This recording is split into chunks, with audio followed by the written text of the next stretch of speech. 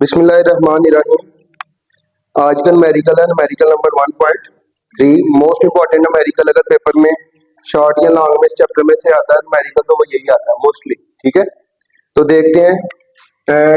Statement मैंने ऊपर लिख दी है कि your hair growth at the rate of 1 millimetre per day.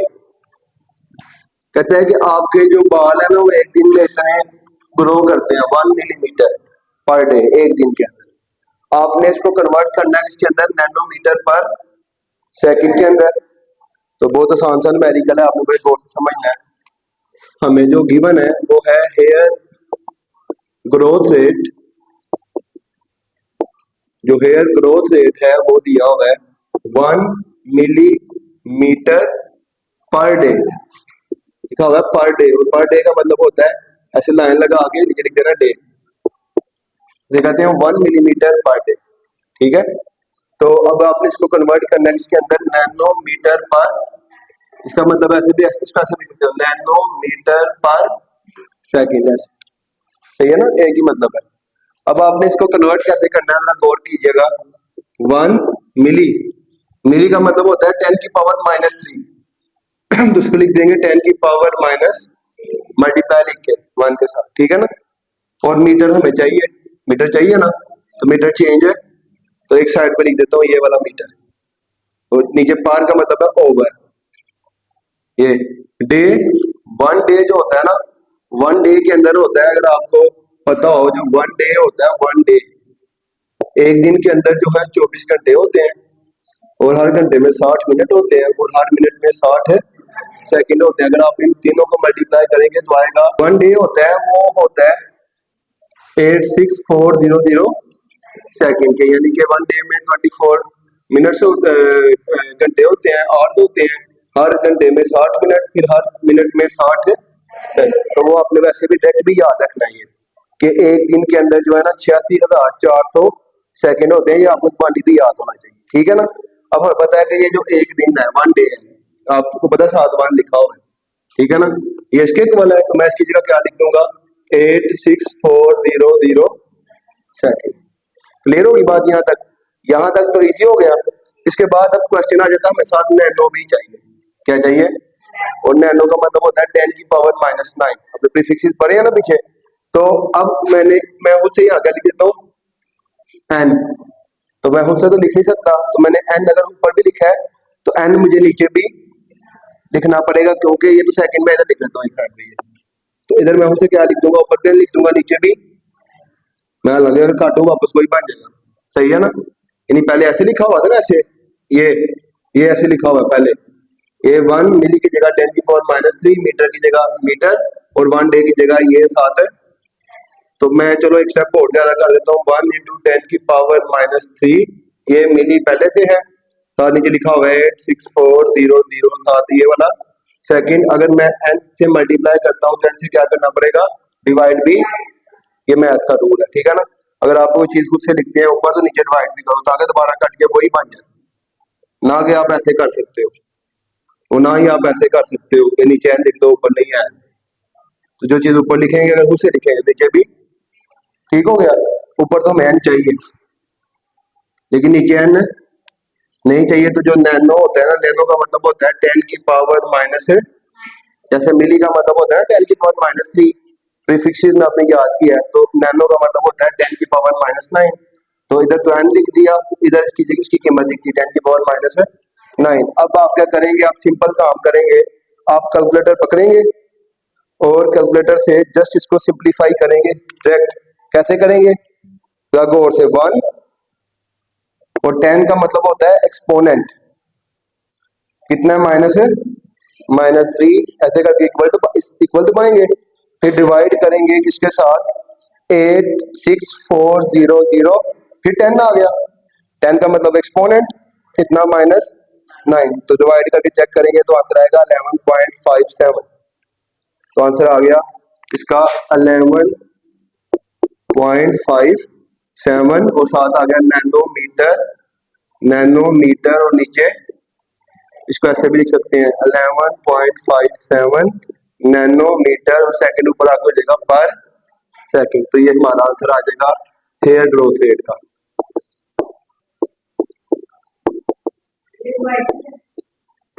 हाँ, इन दोनों को आपस में क्या कर दिया।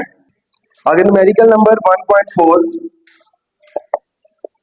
एक इजी सा न्यूमेरिकल है, ये आपको पहले मैंने करवा दी है, बस जस्ट प्रैक्टिस के तौर पे दोबारा बताने लगा हूँ। कहता है right the following in standard form. पहले इसको गौर से देखें, आप इसको भूल जाए, ठीक है।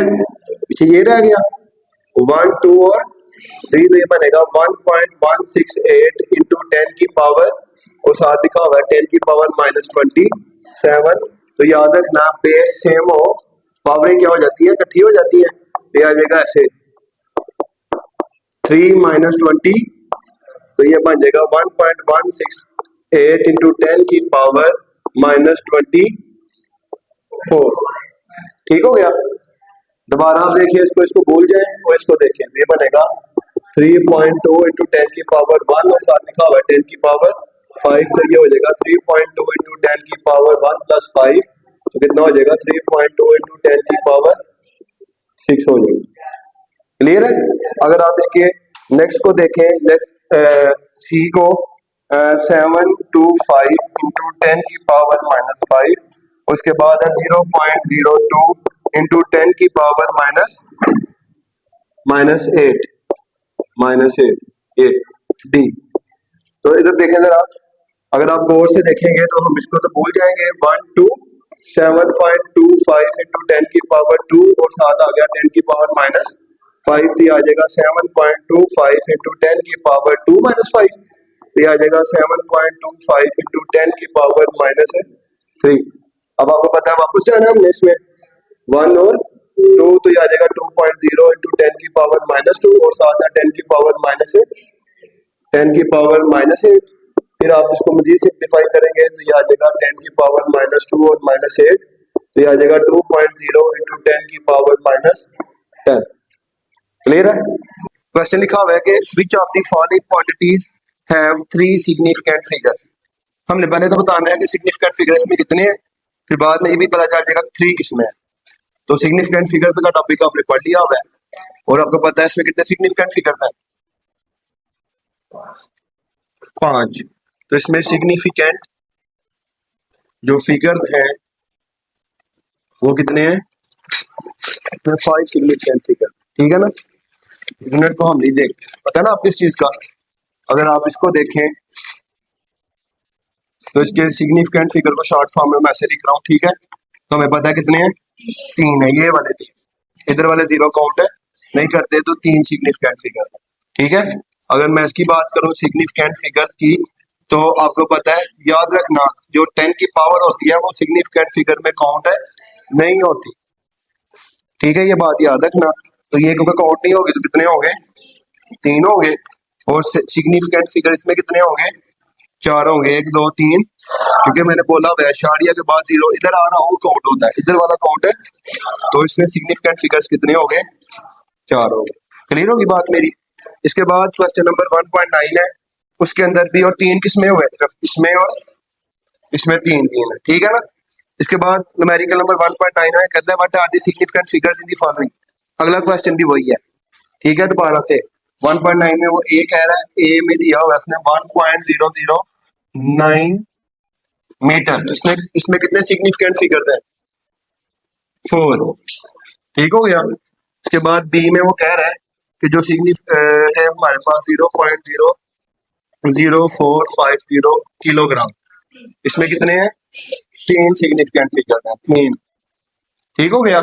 इसके बाद है वो कहता है जी हमारे पास नेक्स्ट है